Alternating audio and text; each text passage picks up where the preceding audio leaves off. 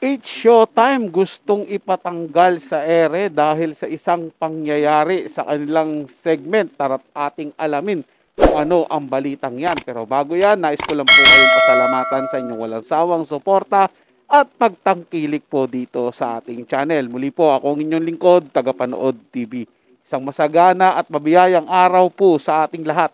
Welcome back po dito sa ating YouTube channel at Facebook page. Kaya naman wag na po nating patagalin to. Simulan na po natin ang ating reaction video sa araw na to, mga tagapanood.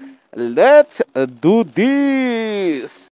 Wasak ang puso ng contestant sa kaloka-like segment ng It's Showtime na si Gion Cyrus.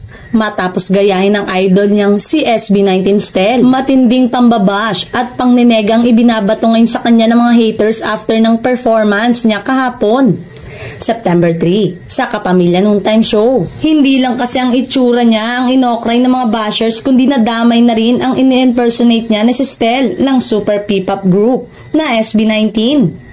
Sa pamamagitan ng kanyang Facebook account, naglita niya si Gion hinggil sa mga natatanggap na hate comment at matinding panlalait.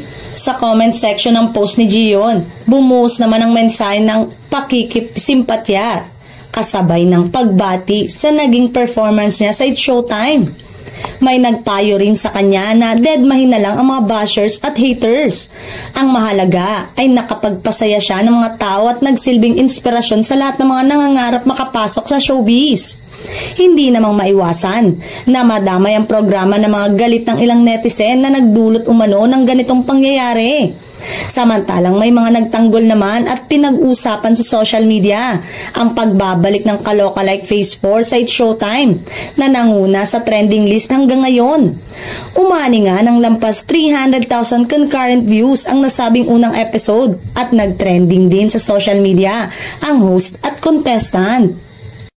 Akala ko po mga tagapanood kung ano na, kasi yung title kasi gustong ipasara yung It's Showtime dahil po sa nangyari. Wala po tayong magagawa dyan mga tagapanood. Na once na sumali ka sa isang patimpalak sa TV ay dapat malakas din ang loob mo na tanggapin kung ano man yung magiging reaction ng mga tao. Hindi po natin mapiplease lahat kahit ano pong gawin natin. Minsan nga, kahit magpakabuti po tayo sa ibang tao, meron pa rin pong masasabi yung iba. Wala po tayong control sa pag-iisip nila.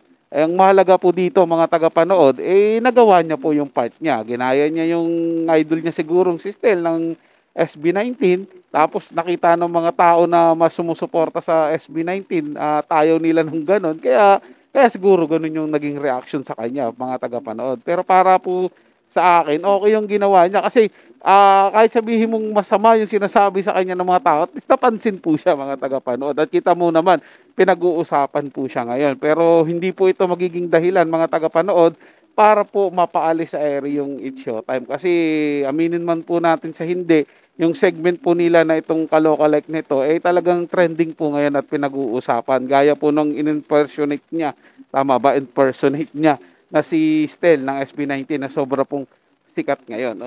Kaya pagpatuloy niya lang po yan at wag niyo pong pansinin yung mga nangi-hate sa kanya. Hayaan lang po nila. Ang mahalaga po, ginagawa niya po ito kasi masaya siya at ito po yung gusto niyang gawin. So yun lang po mga tagapanood na nagustuhan niyo po yung ating talakayan sa araw na to. At kung kayo bago lang po na napadaan dito sa ating channel, wag niyo po sana kalimutan na mag-subscribe. Hit niyo na rin po notification bell para lagi po kayong updated sa mga bago pang video na ating ilalabas. Share, like, and comment din po kayo mga tagapanood. Atin yung babasahin at pupusuan. So hanggang sa muli po, ito yung Tagapanood TV. Komento at opinion lamang. Wala pong personalan. Paalam po at mabuhay po kayong lahat.